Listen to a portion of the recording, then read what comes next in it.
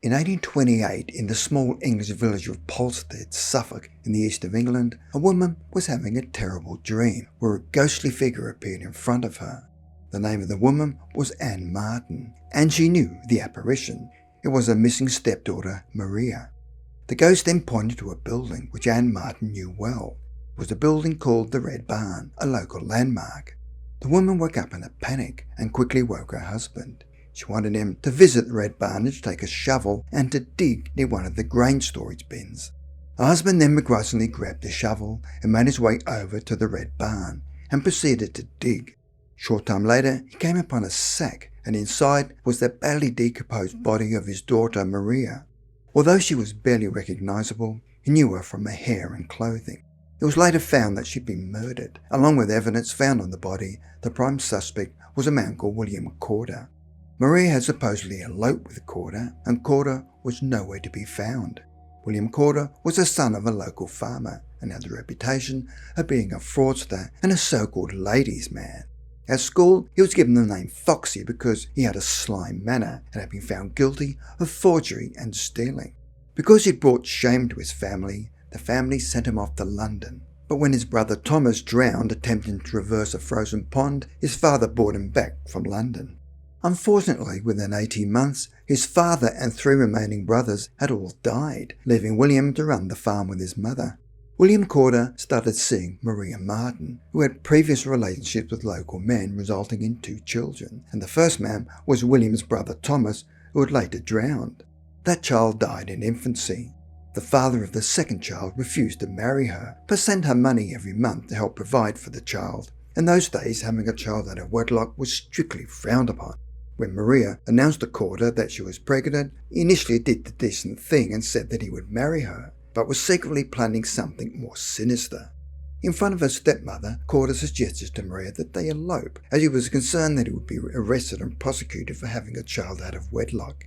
Maria had not heard from him for a few days, but then as part of his dastardly plan, arrived at her cottage saying that they must leave immediately because the authorities had a warrant for her arrest.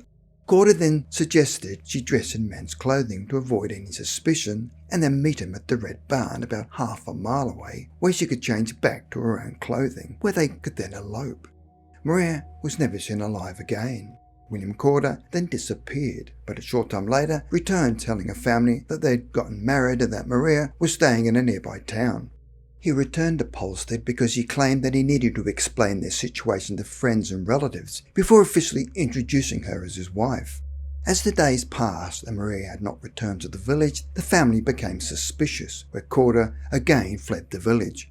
He later wrote letters to her family telling them that they were now living 200 miles away on the Isle of Wight and were all very happy. He made up excuses as to why she had not written, claiming she was ill. Her letters had somehow got lost or had injured her hand. But William Corder's evil deceptions were soon found out when he was found living in London with another woman. Apparently, Corder had met a woman called Mary Moore after placing an ad in a Lonely Hearts column in the Times newspaper. They married and he helped her run a boarding house. A police officer by the name of James Lee of the London Police made inquiries about boarding his daughter there and in the process was able to gain access. When the officer arrived at the house, he found Corder entertaining guests in the parlour. He questioned him about Maria, where Corder denied any knowledge of Maria or the crime. After searching the house, police found some pistols that had been purchased on the day of the murder. They also received a passport from the French ambassador, which suggested that he was planning to escape to France after a friend wrote to him claiming that Maria's body had been found. William Corder returned to Polstead and was tried at Shah Hall in Suffolk. His case was so popular that admittance to the courthouse was by ticket only, where the judge and court officials had to force themselves through the crowds. Newspapers had already decided that he was guilty, along with public sentiment. Corder was indicted on 9 charges to avoid any chance of a mistrial, and Corder pleaded not guilty. The judge said that Maria Marten was murdered by feloniously and willfully shooting her with a pistol through the body, and likewise stabbing her with a dagger. Maria's stepmother, Ann Marten, even testified about her dreams, and Thomas Marten told how he'd dug up his daughter's body. Maria's little brother also gave evidence claiming that he'd seen Corder with a pistol shortly before Maria had disappeared and saw him walking from the barn with a pickaxe. The prosecution claimed that he had never intended to marry Maria and that she had uncovered his criminal past and had accused him of stealing money sent by a child's father. In a desperate attempt to save himself, Corder admitted that he was in the barn with Maria and that they'd had an argument, but he then walked away leaving her by herself, but then heard a pistol shot. He quickly ran back to the barn and found Maria dead with one of his pistols beside her. Corder begged the jury to give him the benefit of the doubt. After deliberating for only 35 minutes, the jury found him guilty. The judge then gave the verdict, stating that you be taken back to the prison from whence you came, and that you be taken from thence on Monday next to a place of execution, that you there be hanged by the neck until you are dead, and that your body shall afterwards be dissected and anatomized.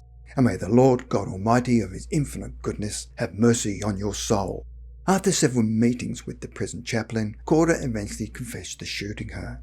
He claimed that he accidentally shot her in the eye as she was changing out of the man's clothing, that he told her to wear as a disguise. At William Courtenay's execution, it is claimed that thousands of people were in attendance. Just as a hood was placed over his head, he again confessed to a murder, stating, "I am guilty, my sentence is just, I deserve my fate, and may God have mercy on my soul." After the execution, his body was put on display in the courtroom, with his abdomen cut open to reveal the muscles. It is said that up to 5,000 people queued to see the gruesome sight. However, William Corder's body would not be laid to rest. Short time later, a group of students from Cambridge University, along with an audience, observed electric wires being attached to his body in order to demonstrate how muscles contract using electric currents. It is said that pieces of the rope used to hang Corder sold for a guinea or £1 each. Part of Corder's scalp with a shriveled ear still attached was displayed in a shop in London's Oxford Street. A lock of Maria's hair sold for 2 guineas. Polstead village became a tourist mecca with an estimated 200,000 visitors in 1828. The Red Barn was constantly being stripped for souvenirs, where planks of wood were removed from all sides, then broken up and sold as toothpicks. The Red Barn burned down in 1842. Her murder became a Victorian play titled Ann Marten, or The Murder in the Red Barn, and was a successful play throughout the mid-19th century, and was possibly the most performed play in that period. Even the famous fairground peep shows in the 19th century did shows of the murder. However, if Ann Marten had not had her dream about her stepdaughter, where her body was later discovered, William Corder might have gotten away with her murder. In effect, Ann Marten had solved her own murder.